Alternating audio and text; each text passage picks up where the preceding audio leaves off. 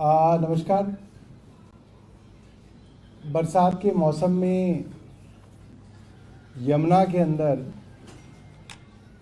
Levels बढ़ने की आशंका हमेशा रहती है और यमुना में अगर लेवल्स बढ़ते हैं तो इसको लेके सरकार के अलग अलग विभागों की क्या तैयारी है, इसको लेके एक फ्लड कंट्रोल एपेक्स बॉडी की मीटिंग होती है। पिछले महीने और उससे पहले भी डीसिल्टिंग को लेके तो कई मीटिंग्स हुई, ऑल डिपार्टमेंट मीटिंग्स हुई। आज एपेक्स बॉडी की मीटिंग रही जिसके अंदर स्पेसिफिकली यमुना के अंदर अगर जल भराव होता है, जल का लेवल बढ़ता है तो उसके लिए रेवेन्यू डिपार्टमेंट की क्या तैयारी है, फ्लड कंट्रोल डिपार्टमेंट की क्या तैयारी है, रेस्क्यू करना पड़ेगा तो क्या तैयारी है, उस सब का जो है जायज़ा लिया गया और उसके अंदर सभी डिपार्टमेंट्स मौजूद थे। Revenue department, flood department, PWD, MCD, cantonment board, NDMC, Delhi traffic police, NDRF और सभी विभागों ने अपने अपने इनपुट्स दिए। फ्लड कंट्रोल ऑर्डर पहले ही निकल चुका था, आज उसकी मीटिंग जो है की गई थी। आदिशी जी आपके बीच में बोलते हैं, बताएंगे।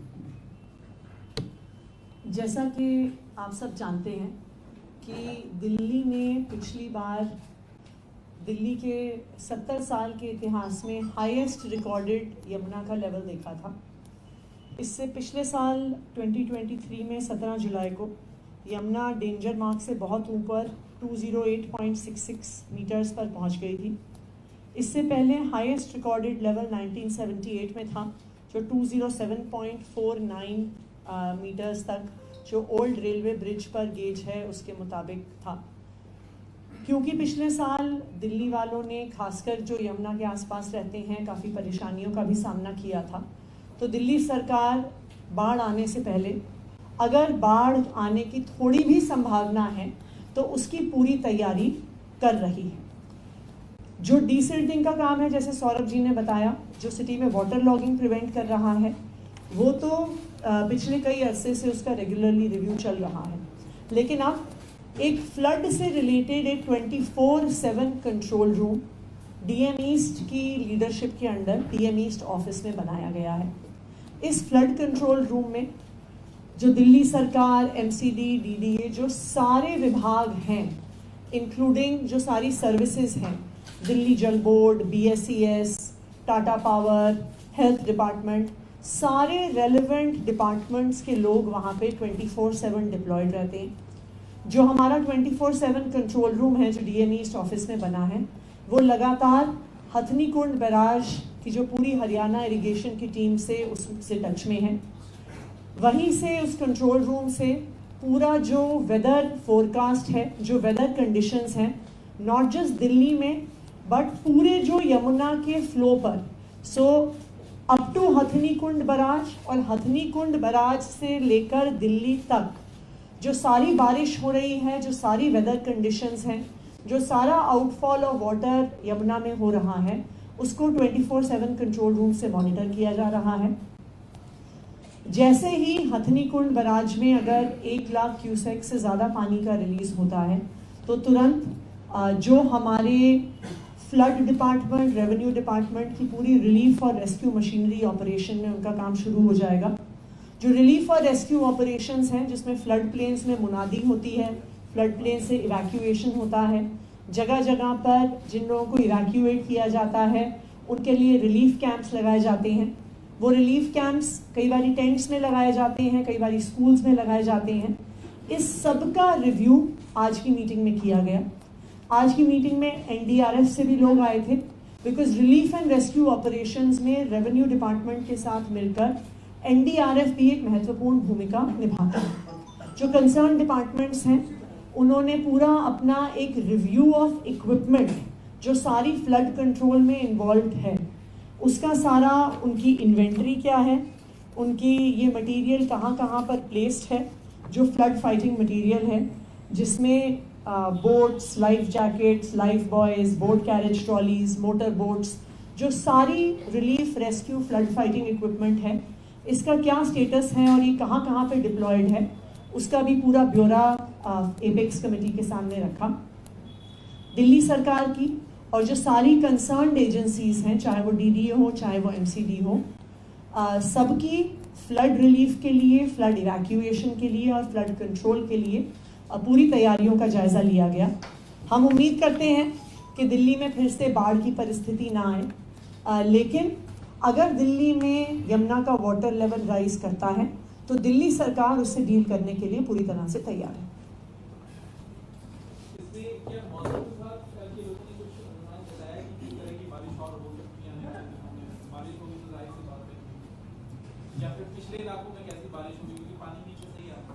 देखिए, IMD का वेदर फोरकास्ट तो हम रेगुलरली मॉनिटर कर रहे हैं। हिमाचल प्रदेश से पिछले 2 दिन में लगातार बारिश हुई है, तो हिमाचल प्रदेश में जब बारिश होती है तो उसके बाद हथनी कुंड पर पानी बढ़ता है और हथनी कुंड के आगे दिल्ली में भी पानी का डिस्चार्ज बढ़ता है। लेकिन अभी बहुत लिमिटेड डिस्चार्ज है हथनी कुंड बराज पे। हथनी कुंड बराज पे अभी 352 क्यूसेक्स का डिस्चार्ज है। जब वो 1 लाख क्यूसेक के ऊपर जाता है तभी बाढ़ की आशंका और वाटर लेवल बढ़ने की आशंका सामने आती है।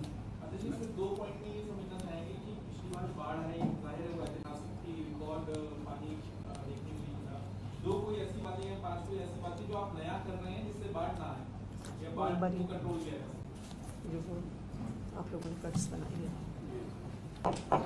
कई इधर ही।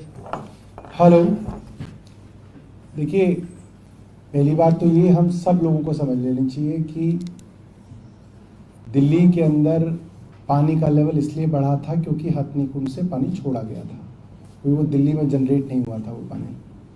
और उस वक्त भी जो हमने बात कही थी वही बात सरकारी रिपोर्ट में भी आज आ गई कि ITO बराज के गेट्स ना खुलने की वजह से वो पानी की स्वेलिंग हुई थी दिल्ली में। ये बात तब भी थी बट बाद में मान ली गई। तो इस बार हरियाणा सरकार के पीछे पड़ के हम लोगों ने सारे के सारे गेट्स खुलवा दिए और जो नहीं खुले वो कटवा दिए। दूसरा, जहाँ जहाँ पे भी यमुना में बीच बीच में टापू बन गए थे, क्योंकि यमुना के अंदर फ्लो बहुत कम रहा है कई सालों से, तो यमुना के अंदर बीच बीच में टापू बन गए हैं। तो उन सब टापुओं के अंदर हमने पायलट कट्स लगवाए हैं।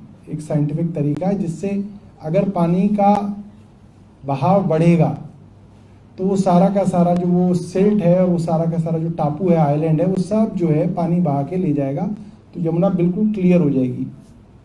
तीसरा, हमने जितने भी सेंट्रल गवर्नमेंट की एजेंसीज हैं जो अलग अलग जगह यमुना पे कुछ ना कुछ काम कर रही हैं जिसकी वजह से ऑब्स्ट्रक्शंस हैं, उनको भी बोला है। DMRC है और भी कई एजेंसीज हैं, उनको भी बोला है कि वो अपनी ऑब्स्ट्रक्शंस, रेलवेज है, उनको कम करने के लिए बोला है।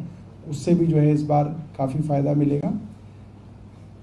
चौथा, इरिगेशन फ्लड कंट्रोल का इस बार जो DM ईस्ट के ऑफिस में हमारा कंट्रोल रूम होता है वो इस बार पूरी तरीके से कंप्यूटराइज्ड है, रियल टाइम है, जिसमें सारा का सारा डेटा जो अब हमारे को मैनुअली पूछना नहीं पड़ेगा, हमारे पास रियल टाइम डेटा आएगा कि हथनी कुंड से कितना डिस्चार्ज हो रहा है और उसकी वजह से क्या क्या संभावनाएं दिल्ली के अंदर हैं।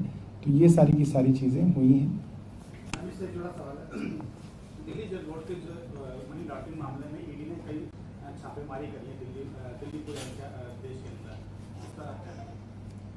दिल्ली जल बोर्ड में मनी लॉन्ड्रिंग मामला, नहीं, ये क्या बना दिया? STP टेंडरिंग मामले में ACP ने एक शिकायत दर्ज की थी, उसी पे इन्फोर्समेंट डायरेक्टरेट ने कल सर्च किया, 3 तारीख को सर्च किया है कई जगहों पे, और उनका ये कहना है कि टेंडर प्रोसेस में तकरीबन 3-4 कंपनियों को फायदा पहुंचाने के लिए ये सब किया गया। देखिए, इन्फोर्समेंट डायरेक्टरेट क्या काम करता है, क्यों काम करता है, किसके खिलाफ काम करता है, किसके कहने पर काम करता है, ये जग जाहिर है। इस पर क्या काम करता है और इस पर बहुत ज़्यादा टिप्पणी करने की कोई ज़रूरत नहीं है, बिकॉज इस देश में भारतीय जनता पार्टी की वॉशिंग मशीन तो सबने देखी है कि जो अजीत पवार जी और उनके पूरे परिवार पे केस होते हैं, वो जब भारतीय जनता पार्टी में जाते हैं तो चाहे वो शुगर कोऑपरेटिव का केस हो, चाहे वो इरिगेशन स्कैम का केस हो, वो उसमें ED क्लोजर रिपोर्ट फाइल कर देती है। प्रफुल्ल पटेल जी का 70,000 करोड़ का एविएशन स्कैम हो, उसमें सीबीआई और ईडी कह देते हैं कि हमारे कागज खो गए इसलिए हम केस बंद कर रहे हैं।